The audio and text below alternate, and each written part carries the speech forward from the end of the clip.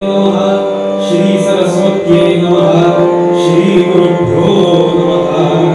वक्रतुंड महाकाय सूर्यकोटि समप्रभ निर्विघ्नं कुरु मे देव सर्वकार्येषु सर्वदा। गुरुर्ब्रह्मा गुरुर्विष्णुः गुरुर्देवो महेश्वरः गुरुः साक्षात् परब्रह्म तस्मै श्री गुरवे नमः। भरतकुल भाग्यकलिके भावरसानंद सारे जगत अखिल मोहन जय जय रंगादिदेव राम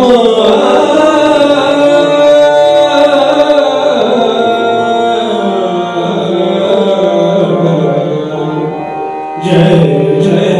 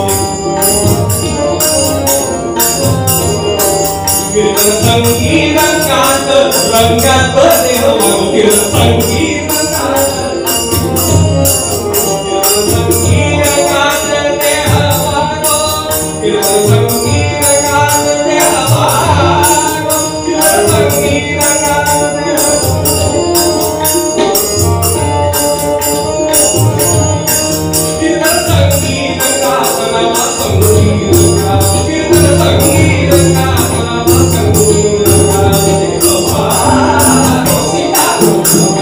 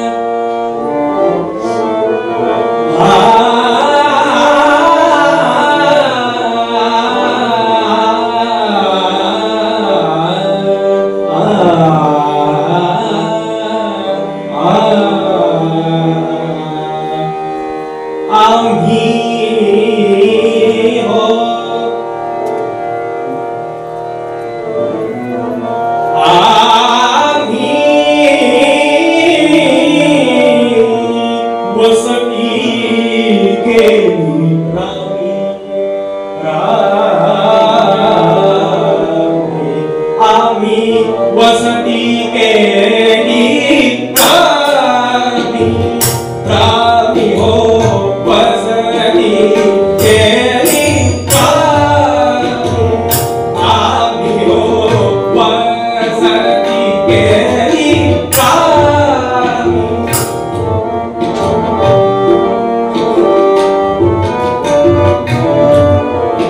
वसती केली रामी आम्ही वसती केली रामी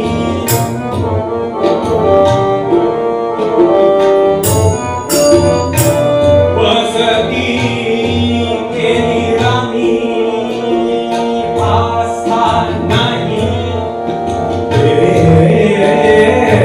हरामी आस्था नाही आस्था नाही देहधामी आस्था नाही देहधामी आस्था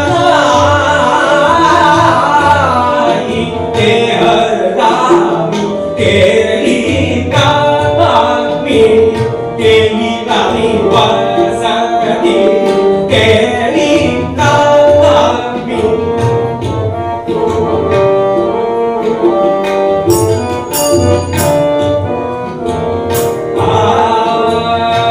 देह दीर्घकाळ राहो राहो देह दीर्घकाळ राहो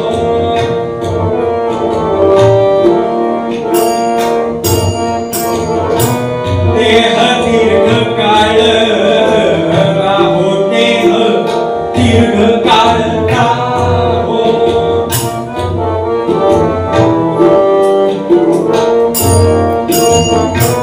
अथवा शीघ्र काळी जावो जावो देह दीर्घकाळ जावो अथवा शीघ्र काळी जावो जावो केली कामी केली कामी आम्ही वसती केली कामी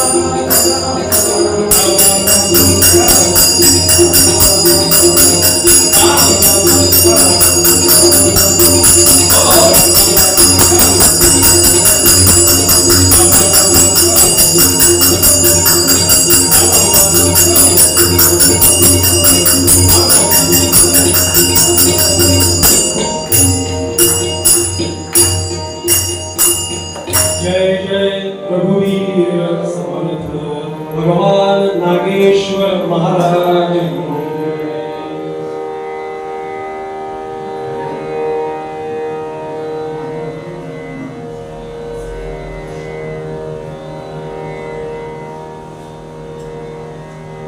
आपदाम पहर्तारम दातारम सर्वसंपदाम लोकाभिरामं श्रीरामं भूयो भूयो नमाम्यहम्। नमस्ते शारदे देवी सरस्वती मतिपदे वसत्वं वशुभाग्रे सर्वविद्याप्रदा इत्येषा वाङ्मयी पूजा श्रीमच्छङ्करपादयोः अर्पिता तेन देवेश प्रियतां मे सदा शिवा। अनेन प्रियतां देवो भगवान् जानकीपतिः श्रीरामचन्द्रः पूर्वेषाम् अस्माकं कुलदैवतं। श्लोकावक्ता श्रीराम समर्थ श्रीराम समर्थ श्रीराम समर्थ। जय जय रघुवीर। सगळ्यांनी मिळून एक श्लोक पुढे ऐकलं।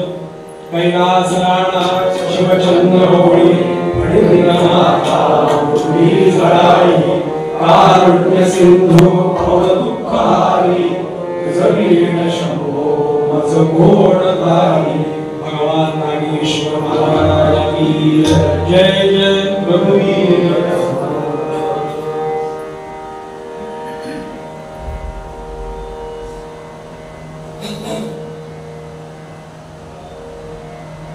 भगवान नागेश्वर महाराज भगवान श्री प्रभू रामचंद्र महारुद्र हनुमंत आणि उपास्य दैवत सज्जनगड निवासी श्री समर्थ रामदास स्वामी महाराज यांच्या चरणी नमस्कार करतो।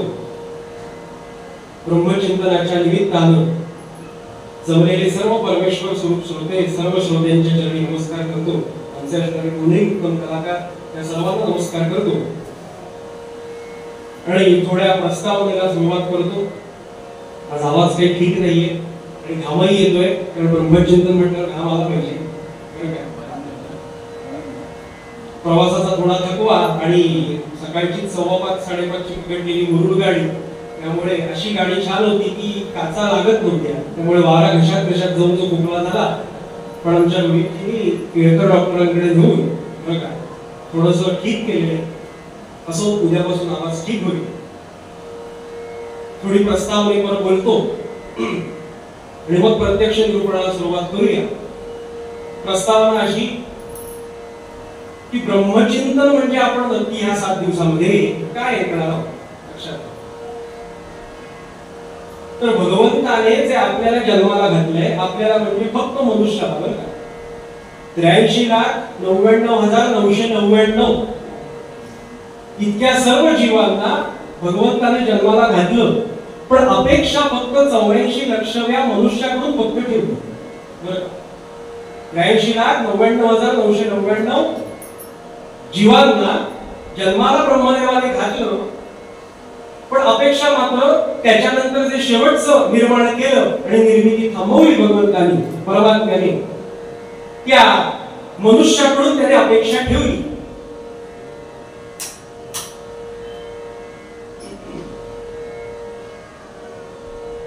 त्या भगवंताने मनुष्याकडून काय अपेक्षा ठेवली श्रोते हो। तर भगवान म्हणाले मनुष्याला म्हणजे आपल्या सर्वांना जे आपण मनुष्य जीवामध्ये स्त्री असो पुरुष असो त्याला काय सांगितलंय काय अपेक्षा ठेवली आहे श्रोते हो। तर भगवंत म्हणतो मी आणि तू कोणी वेगळा नाही असं कोण म्हणताय परमात्मा म्हणतोय आपल्याला जन्माला घातल्याबरोबर बुद्धी रूपानं की तू आणि मी कोणी वेगळा नाही। तर मग कोण आहे तर मी जे ब्रह्म आहे तेच तू आहेस म्हणजे तत्वमसि ते तू आहेस। अहम ब्रह्मास्मि या वाक्याचा या महावाक्याचा वेद वाक्याचा आपल्याला अनुभव येणे म्हणजे काय तर मी भगवंत आहे मी ब्रह्मस्वरूप आहे हे कळलं म्हणजे काय तर आपण 7 दिवस याच्यावर चिंतन करणार आहोत। अशा या ब्रह्मचिंतनाचा एक सप्ताह श्रोते हो देवगडच्या दत्त मंदिरामध्ये पाटणकर कुटुंबियांचं दत्त मंदिर तिथे 8 दिवसामध्ये कारण त्या तिथीप्रमाणे 1-2 दिवस पाठी पुढे त्यामुळे 8 दिवस तो ब्रह्मचिंतनाचा विषय घेतला होता। आणि त्यानंतर जेव्हा आपले हे सर्व आयोजक मंडळी म्हणाले की असं यावर्षी 3 दिवस न करता 7 दिवस आपण कीर्तनमाला आयोजित करणार आहोत म्हटल्यावरती मी म्हटलं दरवर्षी आपण एक एक विषय स्वतंत्र निरूपण करण्याकरता घेतो, प्रयत्न करतो. तर यावर्षी 7 दिवस आहेत. तर एरवी कसं असतं, चरित्र पूर्ण करण्याच्या नादामध्ये एक वाक्य कीर्तनकार किंवाचं ठरलेलं असतं. ते म्हणजे अहो वेळ झाला हो, कीर्तन चरित्र फार तसं मोठं आहे पण मी आवडतं घेतलं, आता 7 दिवस आहेत, बोल काय देऊ.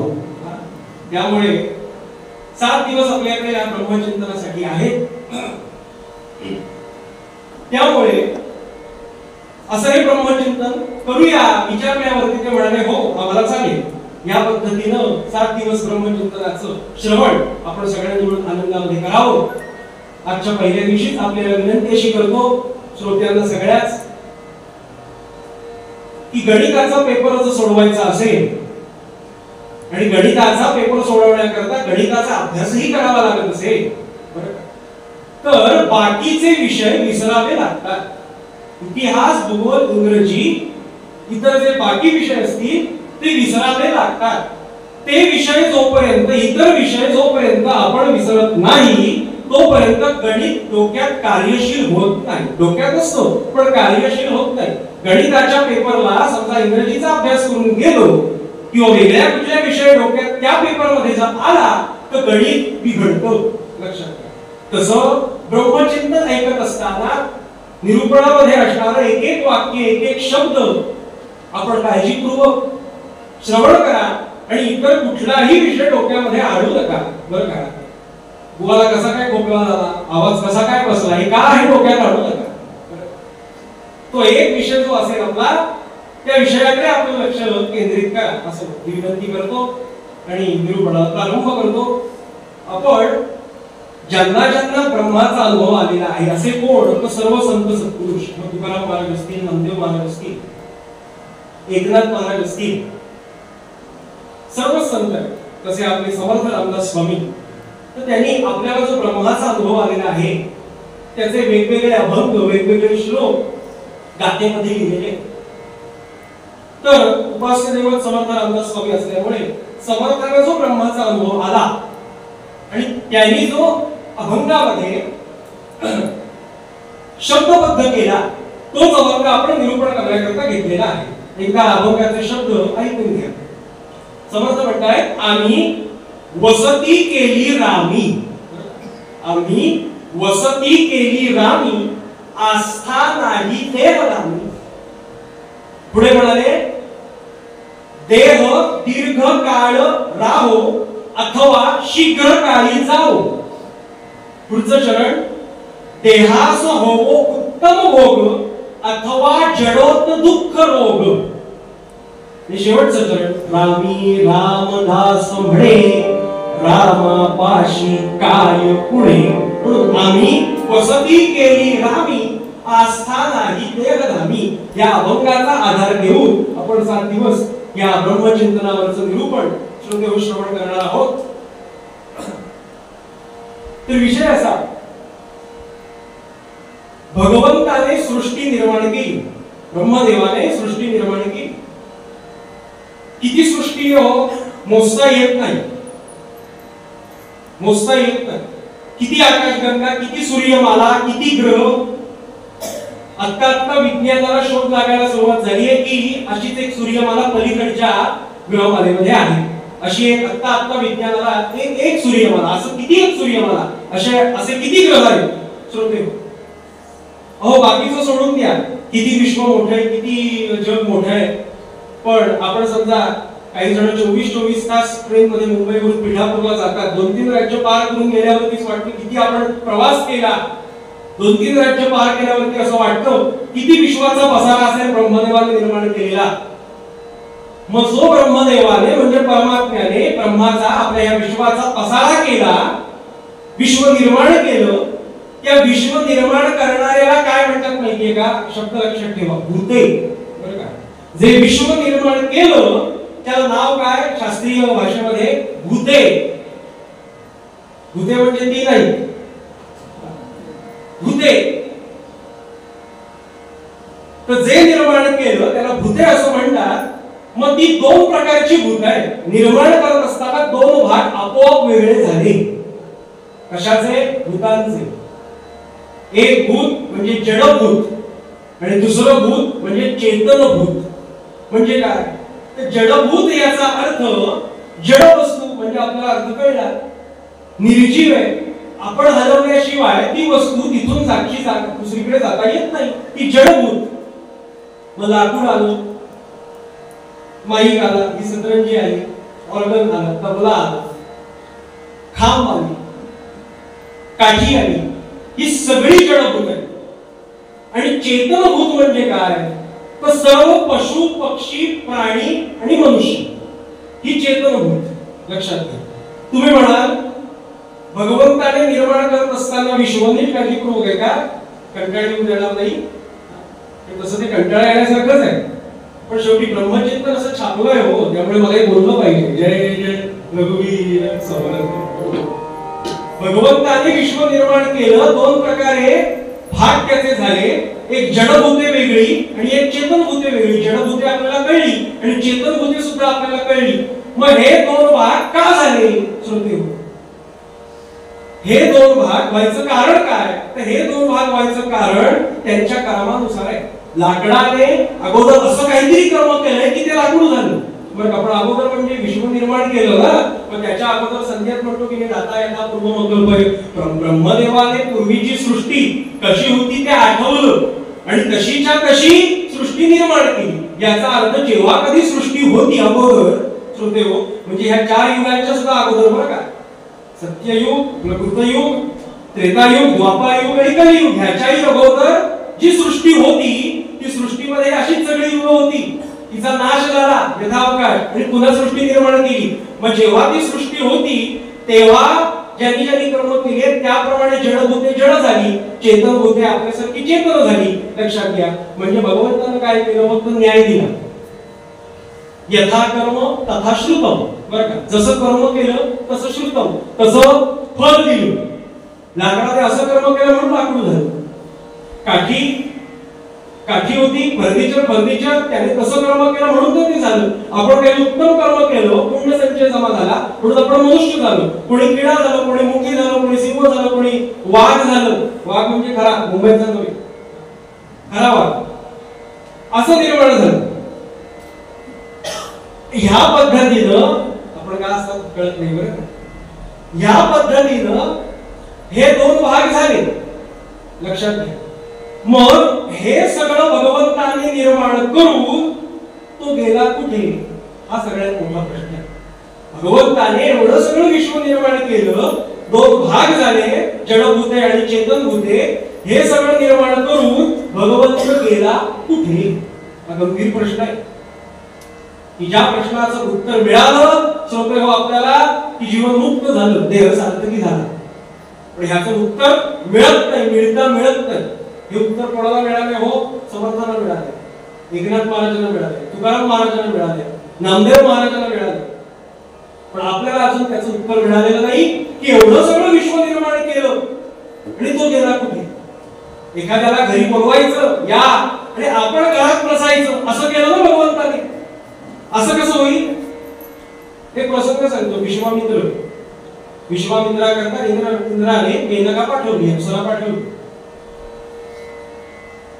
कुठल्या जन्मातलं विश्वामित्रांचं प्रारब्ध आणि वासना जागी झाली माहित नाही, पण 20,000 वर्ष तप केलेलं होतं बरं का विश्वामित्रांनी. 1-2 वर्ष नाही, 20,000 वर्ष तप. पण कुठल्या जन्मामधली वासना पुढे आली माहिती नाही. जे काही व्हायचं ते झालं आणि मेनका आणि विश्वामित्र ह्या दोघांनी मिळून एका निर्माण केलं, तिचं नाव शकुंतला. श्रोते, या दोघांनी मिळून निर्माण केलं शकुंतलेला. म्हणजे काय निर्माण केलं? एक भूत निर्माण केलं. लक्षात घ्या. कुठलं भूत? चेतनभूत. सिद्धांत लक्षात ठेवा आधीपासूनचा. चेतनभूत निर्माण केलं शकुंतला नावाचं. आणि विश्वामित्राला कळलं काय झालंय आपल्या बाबतीत, कसा मी फसलो हे विश्वामित्राला जाणीव झाली. मूल जन्माला आलं आणि जाणीव झाली. झाडा झुडपातच मुलाला टाकलं, बघितलंही नाही आणि निर्माता निघून गेला. विश्वामित्र तपश्चर्येला पुन्हा निघून गेले. म्हणजे निर्माण करावं आणि आपण कुठेतरी निघून जावं. लक्षात घ्या. तसं भगवंताने हे सगळं विश्व निर्माण करू लाकूड जन्माला घातलं, वाळू, माती, वाळू, आपल्याला पशु पक्षी प्राणी मनुष्याला जन्माला घातलं आणि तो गेला कुठे? श्रोते हो, त्याने हे सगळं निर्माण करून ना तो कुठेही गेलेला नाही, बरं का? त्याने जे निर्माण केलं त्याच्यातच तो प्रविष्ट झाला. उपनिषदामध्ये श्रुती आहे श्रोते हो. काय तर ज्याने निर्माण केलं, ज्या परमात्म्याने ती गोष्ट निर्माण केली त्याच्यातच तो प्रविष्ट झाला. तत्सृष्ट्वा, श्रुती काय आहे? तत्सृष्ट्वा, सृष्टी, सृष्ट्वा, सृष्ट झाली म्हणून सृष्टी, बरं का? विश्व, जग, अगदी सोपं. सृष्टी म्हणजे जग नाही, आकाशगंगाही त्यामध्ये येतात, पण कळल्या करतात, सोपं होण्याकरता. तत्सृष्ट्वा तदनुप्राविशत, बरं का? प्राविशत म्हणजे प्रविष्ट झाला. कशात? जे त्याने निर्माण केलं त्याच्यात. म्हणजे मग तो लाकडात आहे का? आहे. तुमच्यात आहे का? आहे. माझ्यात आहे का? ह्यांच्यात आहे का? ह्यांच्यात आहे का? वर्गमध्ये आहे का? हो, सगळ्यात आहे. जे जे निर्माण झालं त्यानंतर, विश्व निर्माण झाल्यावर त्या सगळ्यात आहे. त्याचं प्रमाण कुठे सापडतं? हिरण्यकश्यपूने प्रल्हादाला विचारलं ना, तुझा देव सगळीकडे आहे ना, मग या खांबात आहे का? खांबात आहे का? खांबात, खांब हे सांगायचं म्हणून त्यांनी समजा विचारलं असतं या खुर्चीत आहे का, तरी सुद्धा प्रल्हादाने तेच सांगितलं असतं, कारण त्यात तो आहे. प्रल्हादाने काय उत्तर दिलं? माझा परब्रह्म सर्वत्र आहे, अशी एकही जागा नाही की तिथे देव माझा नाही. रिता ठावया राघवे वीण नाही. लक्षात घ्या, अशी एकही जागा नाही की तिथे राघवाचं म्हणजे भगवंताचं अस्तित्व नाही. लक्षात घ्या, तो सगळ्यात मध्ये आहे. मग आता कीर्तन सुरू आहे, आपण श्रोता वक्ता, आता कुठे आहे? तो सगळ्यांमध्ये आहे तरी लोक, पण कीर्तन सुरू असताना तो आता कुठे आहे? भगवंत श्रोत्यांमध्ये बसलाय का वक्त्यात बसलाय? श्रोत्यांमध्ये जो फक्त बसला तो वक्त्याला राग येईल, आणि फक्त वक्त्यात जो बसला, कीर्तनकारामध्ये बसला किंवा प्रवचनकारात बसला तर श्रोत्याला राग येईल. म्हणून तो दोघांमध्ये सुद्धा आहे. म्हणून पूर्वरंगाचं पद झाल्यावरती काय म्हणतो आपण? श्रोता वक्ता श्रीराम समर्थ. तो दोघांमध्ये सुद्धा आहे, बरं का? म्हणून नमस्कार कशाला? व्यक्तीला नाही. तुमचा नमस्कार कशाला? व्यक्तीला नाही, त्या ब्रह्मस्वरूपाला आहे. लक्षात. म्हणून भगवंताने हे सगळं विश्व निर्माण केलं आणि त्या विश्वामध्येच तो प्रविष्ट झाला. आपण श्रोत्याला जर आपण म्हटलं गर्दी भरपूर आहे, थोडं थोडं पुढे सरका, सरकू नका, थोडं थोडं पुढे सरका असं म्हटलं तर जागा दिसतीये सरकण्या करता, जागा दिसतीये सरकण्या करता. तसं भगवंताला जर आपण म्हटलं जरा सरक रे, तर भगवंत म्हणलं कुठे सरकू मी? रिता ठावया राघवे वीण नाही, अशी एकही जागा नाही सरकण्यासारखी. सगळ्यातच मी आहे, भिंतीत मी आहे, सगळ्यात एकही एक एक कण सगळ्यात मी आहे, बरं का? भगवंताने सांगितलं ईश्वर सर्वभूतानां. लक्षात घ्या, ही नाम भगवान वाच, एकदा भगवान वाच असं म्हटलं की विषय संपला. असं म्हणू शकतो का आपण? जरा बदल करून घ्यावं, एडिट करा, असं नाही. एकदा भगवान वाच म्हटलं की विषय संपला, त्याच्यानंतर कोणी बोलायचं नाही. संजय वाच सुद्धा नक्की नाही. संजय म्हणजे गळावरून गीतेमध्ये. मला आपल्याला सांगायचं आहे की भगवंताने हे सगळं विश्व निर्माण करून जडभूते आणि चेतनभूते असा भाग झाला. अजून एक कारण काय? जडभूते वेगळी आणि चेतनभूते वेगळी. चेतनभूतामध्ये असं काय आहे आणि जडभूतामध्ये असं काय आहे? श्रोते हो, सामान्य चैतन्य जे आहे ना ते दोघांमध्ये सुद्धा आहे. चैतन्य म्हणजे काय? जिवंतपणाचं कारण. अगदी सोपं, जिवंतपणाचं कारण. तुम्ही आम्ही जिवंत का? एकमेकांकडे बघतोय का? बोलतोय का? चैतन्य आहे.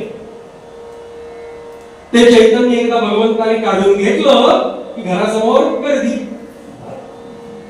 घरासमोर गर्दी. चैतन्य म्हणजे जिवंतपणाचं कारण. असं सामान्य चैतन्य दोघांमध्ये सुद्धा आहे. म्हणजे लाकडात सुद्धा सामान्य चैतन्य आहे आणि आपल्यात सुद्धा. आपल्यात म्हणजे चेतनभूतामध्ये म्हणजे पशु पक्षी प्राणी त्याच्यासोबतच आपण आहोत. अजून मनुष्य वेगळा कसा हे पुढच्या चिंतनामध्ये येईल, उद्या परवामध्ये. पण आता आपण फक्त आजच्या सिद्धांतामध्ये असं बघतोय की जडभूतामध्ये आणि चेतनभूतामध्ये सामान्य चैतन्य आहे. पण चेतनभूतामध्ये म्हणजे आपल्यामध्ये आणि पशुपक्षी प्राण्यांमध्ये सामान्य चैतन्याबरोबर विशेष चैतन्य सुद्धा आहे. म्हणून आपण जड नाही, आपण चेतन. आपल्यामध्ये विशेष चैतन्य सुद्धा आहे. आता सामान्य चैतन्य म्हणजे काय आणि विशेष म्हणजे काय, काय बघा आपण कशावर बोललो होता परत सांगतो. का 10:30 वेळ हो, ही कीर्तनाची वेळ नसून झोपण्याची वेळ, आणि त्यात जेवून आलो, उवा सुद्धा जेवून आला. त्यामुळे परत सांगतो, सगळ्यांमध्ये सामान्य चैतन्य, सगळे जड असो चेतन असो, पण चेतन वेगळं काय जड भूतापेक्षा, तर चेतन भूतामध्ये सामान्य चैतन्यापेक्षा विशेष चैतन्य आहे. बरं का, एक उदाहरण देतो म्हणजे लगेच कळेल सामान्य चैतन्य काय आणि विशेष चैतन्य काय. एखादा व्यक्ती गेला, त्याला ठेवतात, ठेवल्यावरती आपण असं म्हणतो त्याच्यातलं चैतन्य गेलं. बरोबर, आताच बोलतो आपण, पण कुठलं चैतन्य गेलं, विशेष चैतन्य गेलं. सामान्य चैतन्य त्यात आहे, सामान्य चैतन्य गेलेल्या व्यक्तीमध्ये सुद्धा असतं, पण तो गेला का, त्यातलं विशेष चैतन्य गेलं म्हणून. बरं का, जर त्याच्यात सामान्यही चैतन्य नसतं तर हे सिद्ध होणार वाक्य आपलं काय, की देव नाही अशी जागा आम्हाला सापडली. तो व्यक्ती मेला, तो व्यक्ती गेला, यात चैतन्यच नाही असंच आपण म्हटलं तर देव नाही अशी एक जागा सापडली ना आपल्याला. पण नाही, देव त्यातही आहे, गेलेल्या माणसात सुद्धा देव आहे, पण तो सामान्य रूपाने. बरं का, आधी तो विशेष रूपाने होता, विशेष चैतन्याने होता. बरं का, पण तो गेल्यावरती मात्र विशेष चैतन्य निघून गेलं म्हणून तो गेला, व्यक्ती मरण पावला, पण सामान्य चैतन्य त्याच्यात कायम आहे. अजून एक दृष्टांत देतो म्हणजे अजून स्पष्ट होईल. जुनी माणसं, जुनी मंडळी कंदील वापरायचं. कंदिलाचे उपयोग बरेच, अशा कंदिलाचा उपयोग करून कीर्तनाला जाणं, अजून अनेक काही ठिकाणी जाणं, तीर्थयात्रा वगैरे असं म्हणायचं मला. अशा कंदील घेऊन जाणं, तर कंदिलाचे गंमत आहे बघा. त्याला पायरी न लावता म्हणजे काच न लावता नुसताच जर तो प्रज्वलित केला, पेटवला आणि काळोख झाला, 70-80 माणसं आहेत आणि असा मध्ये ठेवला तर 2-4 माणसांपर्यंतच त्याचा फक्त उजेड पडेल. जर काच नसेल तर म्हणजे काय, तर ते सामान्य आहे, सामान्य चैतन्य. पण जेव्हा त्याला काच लावू, पायरी लावू, तेव्हा तो प्रकाश फाकतो. काच लावणं म्हणजे काय, तर विशेष चैतन्य आहे. बरं का, हे उदाहरण कळण्याकरता दिले बरं का. काच म्हणजे विशेष चैतन्य नाही. बरं का, काच लावणं त्याचा अर्थ त्याला विशेषपणा दिला म्हणून तो सगळ्यांना प्रकाशित करतो, एकमेकाला दिसतो. कोण होत नाही कीर्तनात कळतं. थोडा विनोद कंटाळले म्हणून, म्हणजे विशेष चैतन्य म्हणजे त्या काचेसारखं. काच काढून टाकली की 2-4 जणांपर्यंतच फक्त प्रकाश पुरवणार, म्हणजे ते सामान्य चैतन्य. म्हणजे आपला विषय काय आहे, तर सामान्य चैतन्य जडभूतात सुद्धा आहे आणि चेतनभूतात सुद्धा आहे. जडभूत म्हणजे लाकूड, ज्यानं व्हायणाऱ्या वस्तू, निर्जीव वस्तू, कळलं आपल्याला. आणि चेतनभूत म्हणजे पशु पक्षी प्राणी. बरं का, आणि आपण मनुष्य यामध्ये, आणि विशेष चैतन्य आपल्यामध्ये आहे. आता लक्षात घ्या, जडभूताचा विशेष आपल्या चैतनभूतामध्ये सामान्य चैतन्यापासून ते विशेष चैतन्य असा जो प्रवास आहे, भगवंताने आपल्याला विशेष चैतन्य का दिलं, म्हणजे सर्व पशु पक्षी प्राणी आणि मनुष्याला, बाकीच्याला पण दिलेलं चैतन्य पण ते सामान्य आहे, आपल्याकडेही सामान्य आहे. पण सामान्य ते विशेष चैतन्य हा जो प्रवास आहे, हा प्रवास भगवंताने आपल्याला का दिला, म्हणजे विशेष चैतन्याची कृपा आपल्यावरती का दिली. सोपा, त्याला ओळखावं म्हणून. म्हणजे मग पशुपक्षी प्राण्यांकडून पण अपेक्षा आहे का, नाही. बरं का, त्यांच्यातही विशेष चैतन्यच आहे आपल्यासारखं, पण किंचित फरक आहे. तो फरक सांगतो मी आपल्याला. मुंगीत असणारं चैतन्य विशेषच आहे आणि आपल्यात असणारं चैतन्य ते सुद्धा विशेषच आहे. पण तिच्यात काय फरक आहे, तिच्या चैतन्यात आणि आपल्या चैतन्यात काय फरक आहे, हे पुढे निरूपणामध्ये स्पष्ट होईल. आता सांगत नाही, मला आपल्याला सांगायचं आहे हे विशेष चैतन्य कशामुळे झालं, तर याचं कारण अंतःकरणामुळे. अंतःकरण, अंतःकरण हा शब्द आपण ऐकलाय, माहिती आहे. कशाशी आपण तो जुळवून घेतो त्याचा अनुभवही प्रत्येकाला आहे.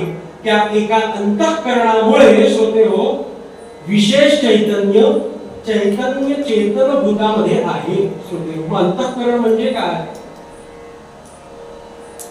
आपण म्हणतो ना एखादी गोष्ट काय मला लागली हो फार माझ्या अंतःकरणाला लागली म्हणजे कोणाला लागली. विशेष चैतन्य जे आपल्याला प्राप्त करून दिले भगवंताने ते विशेष का तर ते विशेष अंतःकरणामुळे. लक्षात घ्या अंतःकरण कशाला म्हणतात. अंतःकरण हे एकच पण त्याची कार्य करण्याची पद्धत ही चार प्रकारची. त्याला अंतःकरण चतुष्टय असं म्हणतात. चार प्रकारे काम अंतःकरण करतो. कसं काय हो व्यक्ती एकच असतो. पुरुष काय स्त्री काय व्यक्ती एकच जीव एकच. तो कोणाचा तरी बाप आहे तो कोणाचा तरी मुलगा आहे तो कोणाचा तरी जावई आहे तो कोणाचा तरी सासरा आहे कुठल्या तरी प्रांताचा कलेक्टर. भूमिका वेगळ्या कार्य बदललं की भूमिका वेगळ्या. त्या पद्धतीनं अंतःकरण हे एकच पण चार भूमिकेने ते बदलतं. भूमिका कार्य बदललं की भूमिका बदलली. मग अंतःकरणाची पहिली भूमिका काय तर पहिली भूमिका पहिलं कार्य अंतःकरणाचं नाही त्या कल्पना करायच्या. अनेक कल्पना करत जायच्या. त्याला काय म्हणतात संकल्प. कल्पना करायचं मला असं वाटतं हे करूया मला तसं वाटतं ते करूया.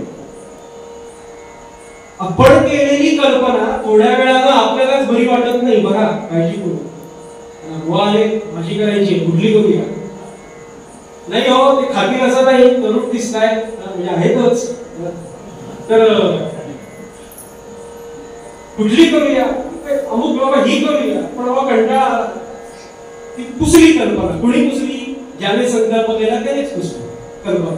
म्हणजे आपण केलेली कल्पना जी चांगली म्हणून म्हणतो तीच आपल्याला थोड्या वेळानं बरी वाटत नाही आणि मग दुसरी कल्पना करतो. दुसरी कल्पना म्हणजे काय विकल्प. बरं का थोड्या वेळाने तो विकल्प सुद्धा विकल्पात जातो आणि त्या विकल्पाचा संकल्प होतो आणि तिसरी कल्पना होते पुन्हा विकल्प. बरं का अगदी सोपं आहे. विकल्प का होतो माहितीये का आपल्या घरात सुद्धा आपल्याला म्हणतो असा विकल्प येणं बरोबर नाही. एखादी काही प्रसंग घडला गोष्ट घडली की आपण काय म्हणतो असा विकल्प येणं बरोबर नाही. आता बघा प्रत्येकाच्या घरात माऊली वर्गाला बोला माऊली वर्गाला उत्तर द्या. भाजी करणं कुठलीही प्रश्न असतो की नाही रोज कुठली भाजी करायची प्रश्न असतो. एकाला एक आवडते दुसऱ्याला दुसरी आवडते हा आपला निरूपणाचा विषय नाही. उद्या येतो प्रत्येकाच्या घरात नाही बोलतो पण भाजी कोणती करावी का हो कल्पना वेगवेगळ्या का बदलतात संकल्प विकल्प त्यात का होतो याचं कारण विषय अनंत आहे. जगात जर श्रोते हो नीट आहे काळजी करू दृष्टांत असे व्यवहारातले का द्यायचे सोपं जातं निरूपण म्हणून. विषय अनंत आहे. जर जगात एकच भेंडीची भाजी जर असती तर विकल्प श्रोते झाला नसता. तीच भाजी घ्यायची तीच भाजी खायची. पण बाजूला दिसतोय दुधी भोपळा बाजूला पालक दिसतोय बाजूला बटाटा दिसतोय अजून बाकी दिसतायत म्हणजे काय भाज्यांची आपण नावं घेतली हे सगळे विकल्प आहेत श्रोते विषय आहेत सगळे. या विषयांमुळे केलेल्या संकल्पाला विकल्प केला जातो विकल्प होतो.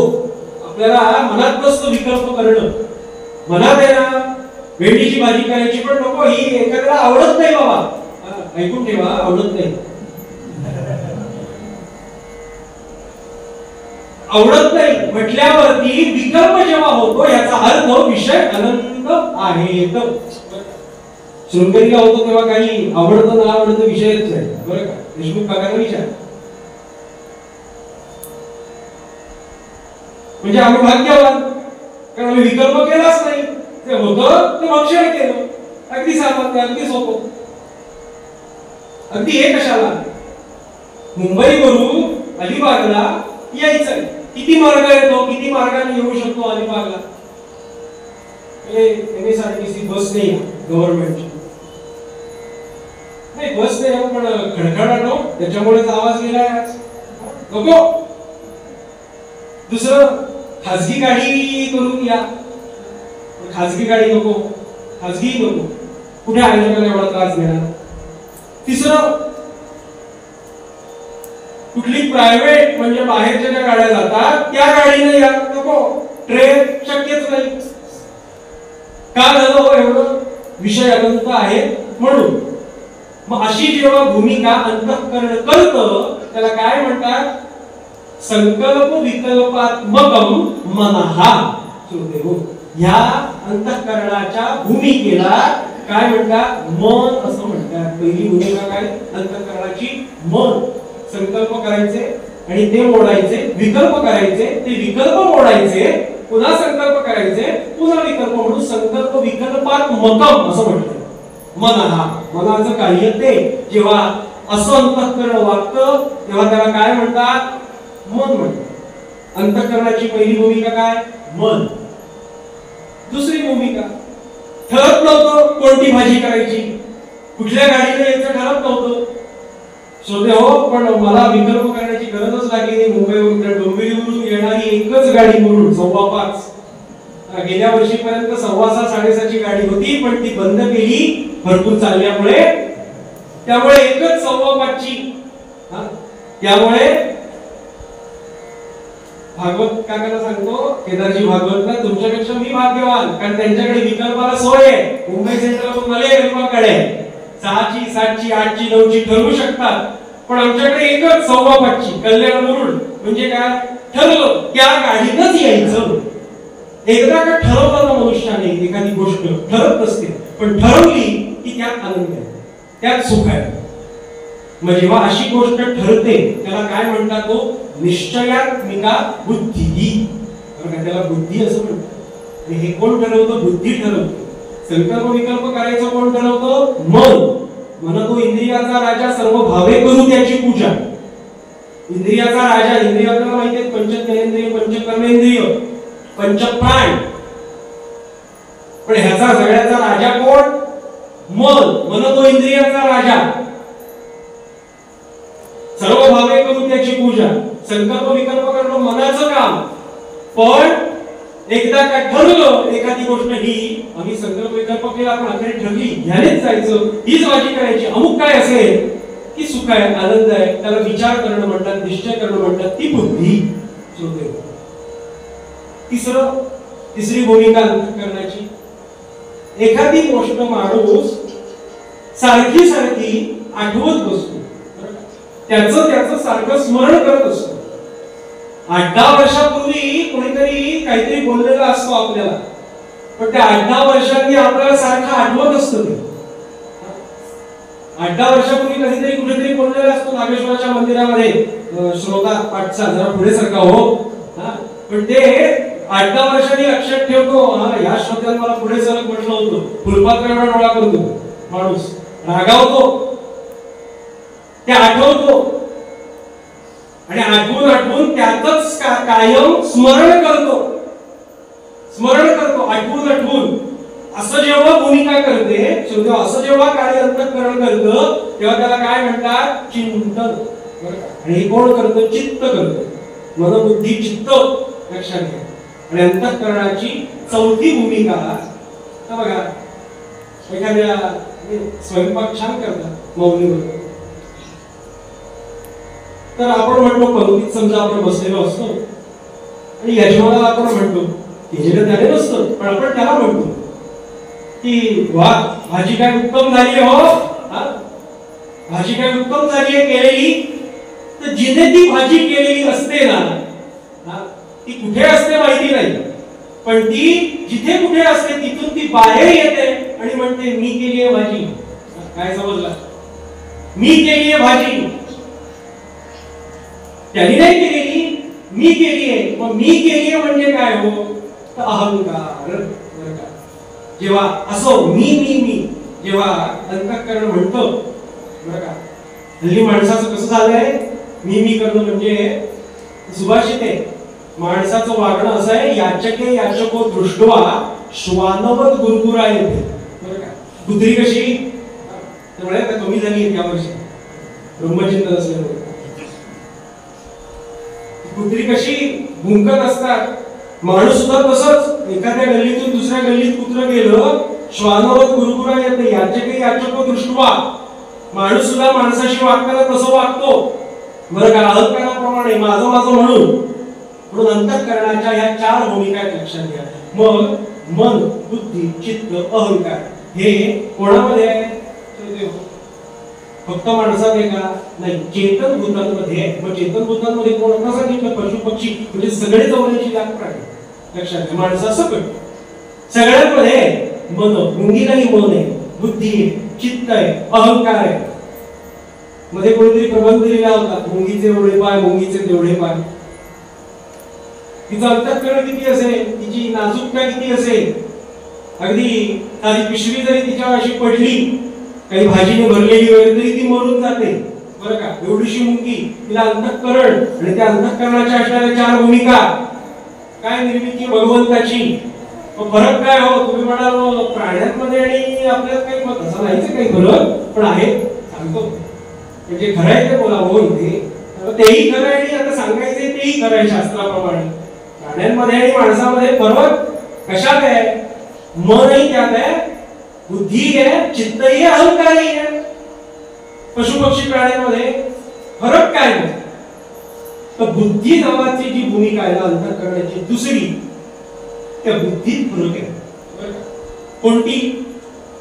काय फरक आहे? तर सर्व 83,99,999 मध्ये सगळे जे पशु पक्षी प्राणी येतात, तुम्हाला आहेत का एवढे? श्रीमद भागवत ग्रंथ उघडून बघा. त्या भागवताच्या स्कंध आठवत आहेत का? पण त्यामध्ये व्यासांनी, वेदव्यासांनी 83,99,999 आपल्याला फक्त 1-2 लाखापर्यंत किंवा 1-2-4 लाखापर्यंत माहिती असते विज्ञानाला. पण 83,99,999 इतर वेगवेगळ्या देशांमध्ये कोणते कोणते कसे कसे प्रजाती आहेत, मुंग्यांचे प्रकार किती, कावळ्यांचे प्रकार किती, घोड्यांचे प्रकार, ही सगळी यादी वेदव्यासांनी श्रीमद भागवत ग्रंथामध्ये लिहिली आहे. म्हणून सगळ्या वर्तुळाचा आवाका ज्याला कळतो तो व्यास, बरं का. ज्याला अर्धाच कळतो ती काय? त्रिज्या. ज्याला काहीच कळत नाही त्याची मज्जा. असो, असे वेदव्यास. मग ह्या 83,99,999 मध्ये आपण काय बोलतोय? त्यात त्यांच्यात आणि आपल्यात फरक काय? आपण एकाच ग्रुप मध्ये आहोत, बरं का, चेतन भूते. पण त्यात आणि आपल्यात फरक काय? तर एका बुद्धीमध्ये फरक आहे. तो कोणता? तर सर्व प्राण्यांमध्ये म्हणजे 83,99,999 मध्ये जी बुद्धी ब्रह्मदेवाने दिली त्या बुद्धीचं नाव देहबुद्धी. आणि आपल्या एकामध्येच देहबुद्धी सुद्धा दिली आहे, सामान्य चैतन्याप्रमाणे आणि विशेष चैतन्याप्रमाणे आत्मबुद्धी दिलेली आहे. लक्षात घ्या, काय फरक? एका बुद्धीचा फरक आहे. देहबुद्धी म्हणजे देहाचा उपभोग घ्यावा एवढीच बुद्धी. मग तेवढीच बुद्धी आपण वापरली तर मग पशूंमध्ये आणि आपल्यामध्ये काय फरक आहे मला सांगा. म्हणून आपल्यामध्ये देहबुद्धी ठेवली इतर विषय उपभोग घेण्याकरता. मला बघितल्यावरती काहीतरी छान वाटतं, खाल्ल्यावरती उत्तम वाटतं, शब्द स्पर्श रूप रसगंध पंचविषय आहेत, 5च विषय, 6वा नाही का? त्याला अनुभवणारी पंच ज्ञानेंद्रिय ही सुद्धा 5च, बरं का. 6वं ज्ञानेंद्रिय नाही, बरं का. त्यामुळे मला आपल्याला सांगायचंय त्यांच्यामध्ये देहबुद्धी आणि आपल्यामध्ये आत्मबुद्धी. त्यांच्यात देहबुद्धी म्हणजे बघा, त्या कुत्र्यासमोर आपण एक भाकरी घाला, त्याला भूतकाळाचं भान नाहीये, बरं का. त्या पशु पक्षाला, प्राण्याला एक पोळी एक भाकरी समोर घातल्यानंतर त्याला भूतकाळाचं स्मरण नाहीये. तो एकच्या एक पोळी किंवा भाकरी जे काय आपण घातले ते पूर्ण करून टाकतो. भविष्याची चिंता नाहीये, वर्तमानात जगतोय. लक्षात घ्या, ह्याला काय म्हणतात? देहबुद्धी. जर त्याच्याकडे आत्मबुद्धी असती तर त्याने विचार केला असता, भूतकाळात मी काय होतो, माझ्याकडे खायला अन्न नव्हतं, भविष्याची चिंता आहे, अजून थोडासा चक्कर काहीतरी ठेवलं पाहिजे, भाकरीचा तुकडा शिल्लक ठेवला पाहिजे कुठेतरी, ह्याचंही भात, ह्याचीही चिंता नाहीये. पण हे सगळं कोणाकडे दिलंय हो भगवंताने? तर आपल्यामध्ये दिलंय, आत्मबुद्धी. आपल्यासमोर एखाद्यानं भाकरी दिली, पोळी दिली, आपण त्याचा विचार करू, वाटे करू, कधी कधी कसे खाता येतील आणि ते संपेपर्यंत दुसरे काहीतरी भाकरी मिळण्याची सोय आपण करू, बरं का. हे ती सामान्य प्रमाणे मी आपल्याला सांगतोय. हे एवढंच म्हणजे आत्मबुद्धी नाही, फक्त कळावं म्हणून सांगतोय. त्यांच्यामध्ये देहबुद्धी आहे आणि आपल्यामध्ये आत्मबुद्धी आहे. अशा दिलेल्या आत्मबुद्धीनेच त्याचा उपयोग करून समर्थ म्हणतात, तुम्ही कुठपर्यंत जाऊ शकता.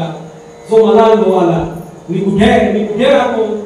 समर्थांना आपण विचारलं आपण उत्तर काय देऊ? समर्थ सज्जन गडावर राहतात तसे विश्वातच राहतात ते, बरं का? सगळं त्यांना माहिती, सर्वाधिक साक्षीभूतम सद्गुरूंचं वर्णन केलंय. पण तसं त्याला विचारलं तुम्ही कुठे राहता, तर ते म्हणाले आम्ही वसती केली रामी, बरं का? तसं आम्हाला जर कोणी विचारलं आत्मबुद्धीच्या प्रमाणे कुठे राहता, डोंबिवली तुकाराम नगर आहे 1 BHK फ्लॅट, तिथे राहतो. आणि पाटी आहे नाही, आम्ही कुठे राहतो, बरं का? ही कोणाची ओळख झाली? ही देहाची ओळख झाली. म्हणून आत्मबुद्धीने काय विचार करायचा श्रोते हो, की आम्ही वसती केली रामी, आणि जेव्हा आत्मबुद्धीचा उपयोग करून ब्रह्मचिंतन होईल, लक्षात घ्या, तेव्हा कुठल्या जन्मात माहिती नाही. हे 7 दिवस आपण श्रवण केलं ना, की आपल्याला ब्रह्माचा अनुभव येणार आहे का? नाही येणार आहे. लक्षात घ्या, अगदी खरं सांगतो, येणार नाही. कसा येणार? कसा येणार नाही? याचं कारण निरूपणामध्ये तर स्पष्ट होईलच, पण आपण प्रपंचामध्ये अडकलेलो. पण हे 7 दिवस आपण चिंतन म्हणजे आत्मबुद्धीचा आपल्याला काय उपयोग करता येईल हे जर आपण ऐकलं श्रोते हो, तर अजून 2-4 जन्मांनंतर तरी आपल्याला, आता थोडा वेळ आपण ब्रह्मचिंतनात राहू, तेव्हा तर आपण कायम जन्मापासून ते मरेपर्यंत, बरं का, मरेपर्यंत मी कायम ब्रह्म म्हणजे आनंदामध्ये आहे, सुखामध्ये आहे असं आपण म्हणू. असं कोण म्हणाले? समर्थ म्हणाले आम्ही वसती केली रामी, बरं का? पुढे अजून कसं आहे उद्याच्या पूर्वांगामध्ये आपण बघूया. आजपर्यंत फक्त एवढंच आपण लक्षात ठेवा, काय की भगवंताने विश्व निर्माण केलं.